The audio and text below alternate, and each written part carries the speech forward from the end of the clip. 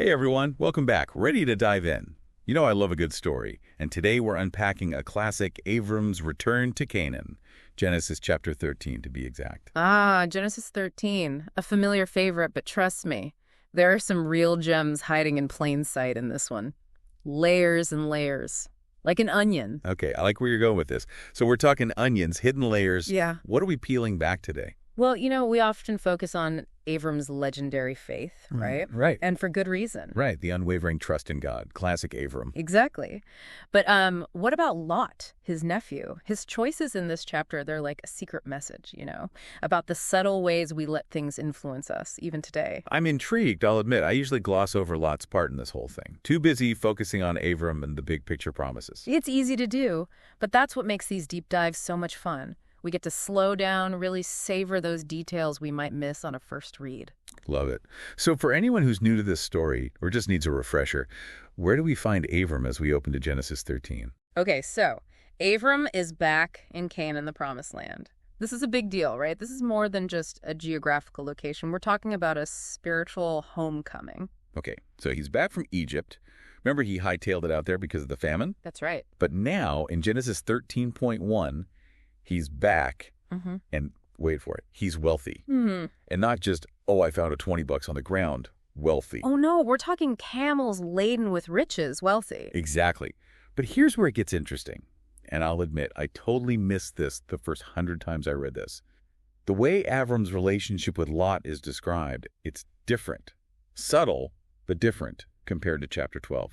You're catching on. It's those seemingly insignificant details that can unlock a whole new level of understanding. It's like those Where's Waldo pictures. Yeah. You have to really zoom in. Yes. And in ancient texts, they were meticulous. They didn't have bold font or bullet points for emphasis. They had to get creative. Exactly. So they used things like structure and order. Okay, so back to Avram and Lot. What's the big reveal in the text? So in chapter 12, it was all Avram and Lot, a team, partners. But now it's Avram, rich in gold and silver, and Lot. There it is. That shift in order, it's subtle but significant. It's like there's a new pecking order. Right, exactly. Avram is a man of means now, influence. And doesn't that just change the dynamic? 100%. It's like the more successful one person becomes, the trickier it can be to keep things balanced. And think about it. This happens all the time, right? In families, friendships, even in churches. Absolutely. It reminds me of that saying, the love of money is the root of all evil. And while I wouldn't say it's always about the money itself, I think it's more about what that money represents. Power, influence, the potential to create distance in relationships if we're not careful. It's so easy for those subtle shifts to sneak up on us. They really do. Like that old saying, the beginnings of all things are small. But in Abram's case, some things were getting big. His flocks, his wealth, his influence. And yet the text tells us he goes right back to the same altar where he worshipped God before Egypt. That's a powerful statement. Like, none of this has changed who I am at my core. Right. He's back, more blessed than ever, and his first stop, the altar, a testament to where his true allegiance lies. And in a world where people are watching, wondering if this whole following God thing actually works, Avram's return would have made a statement. He's like a walking, talking billboard for his faith.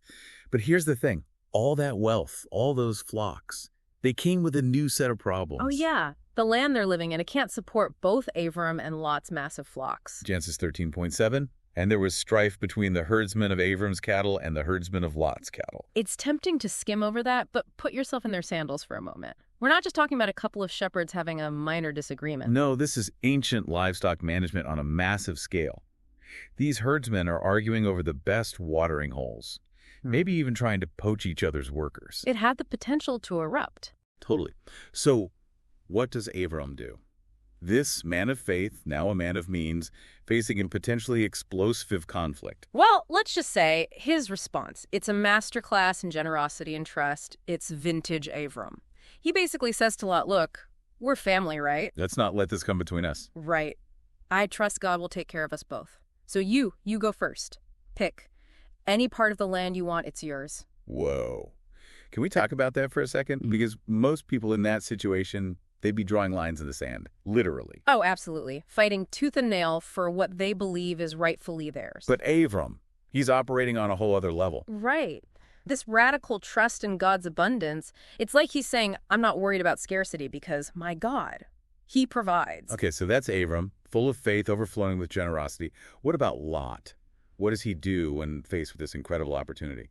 Well, let's just say his choice. It reveals a lot, pun intended, about his priorities. Okay, lay it on me.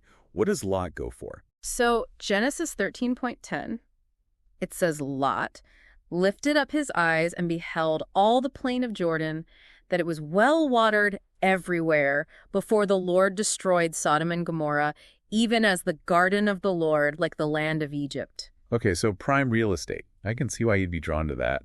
Fertile land, plenty of water, it's a no-brainer, right? Seems like it, right? But, and it's a big but, Lot's gaze, it doesn't stop at the green pastures. Oh no.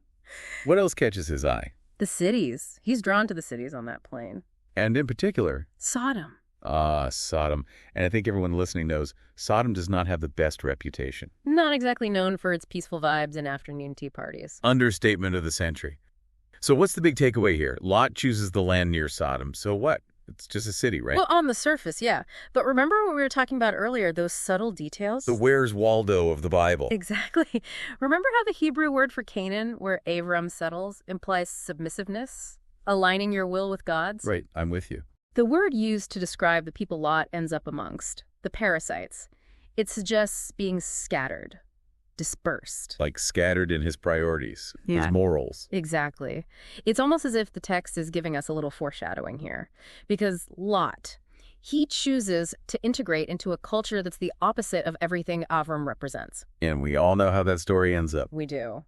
With Lot and his family fleeing the destruction of Sodom, everything they built literally up in smoke. It's like choosing the flashy sports car over the reliable workhorse. Might be fun for a while, but... But in the long run, yeah, you're probably going to end up stranded. So Lot's camped out near Sodom, Avram. He doesn't try to talk him out of it, doesn't shake his fist at the sky. He just trusts what happens next. And you know what's amazing to me? There's this beautiful quietness in how Avram responds. Right. No drama. He doesn't try to stage an intervention. Doesn't give Lot a lecture on morality. No, not at all. And what's even more remarkable is that while Lot is getting settled near Sodom, God shows up for Avram in a powerful way. Like, don't worry, Avram. I see you. I've got this. Right. Genesis 13.14-17, it's like this panoramic view, you know. Uh-huh. God tells Avram to lift up his eyes, look north, south, east, west, because all that land, as far as he can see, will belong to him and his descendants. Generations. Yeah. A legacy, not just a temporary inheritance. Wow. Yeah, exactly. It's a powerful reminder that sometimes God's blessings come wrapped in patience, in the waiting, in the wandering. Lot, he goes for the quick reward, the immediate gratification. But Avram trusts the process. he does, and his willingness to trust God, even when it doesn't make immediate sense, that sets the stage for something much bigger, a legacy that echoes throughout history. Talk about playing the long game. Okay, so Lot's near Sodom. Avram's looking out at his promised land. Where does he actually end up settling? He moves to a place called Hebron. And it's no coincidence that Hebron, it literally means unity, coming together. And you know what Avram does? He builds another altar to the Lord. Of course he does. Classic Avram. Always returning to that place of worship, of connection. It's such a powerful image. Right. This man surrounded by the wilderness, all this uncertainty, and his response, he builds an altar, a symbol of his unwavering devotion. It's like he's saying, no matter what challenges I face, no matter what choices those around me make, I'm putting God at the center. Absolutely. And that, I think, is the core message of Avram's journey. True success isn't about the size of your flocks or the coolness of your zip code. It's about the depth of your relationship with God. Right. And the impact you have on the world around you. So as we wrap up this deep dive into Genesis 13, what's the one thing you hope our listeners take away?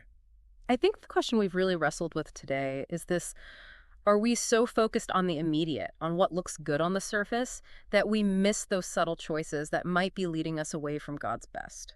Are we choosing our own version of Sodom over the long-term blessings of obedience and trust? It's a question we all need to ask ourselves regularly, because it's so easy to get caught up in the comparison game, to chase after what everyone else seems to be getting. It is. And Avram's story reminds us that sometimes the most fulfilling path is the one less traveled. The one that requires patience, trust, and a willingness to say, God, I don't have all the answers, but I'm choosing to follow you anyway. Beautifully said. Well, that wraps up our deep dive into Genesis 13. We hope you'll join us next time as we continue to unpack the richness and relevance of God's Word.